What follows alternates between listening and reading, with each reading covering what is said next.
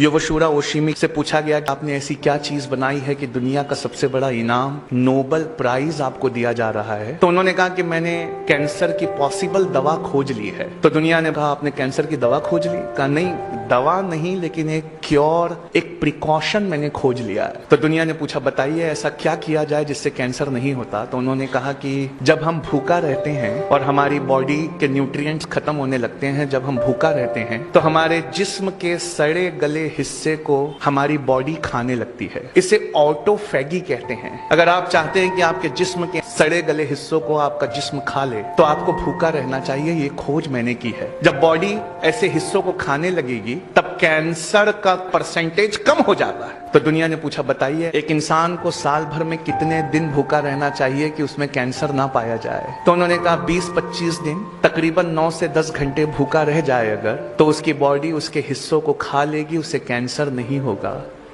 या रसूल अल्लाह सल्लल्लाहु अलैहि वसल्लम, आज समझ में आया आपने मोमिन पर रोजे फर्ज क्यों किए।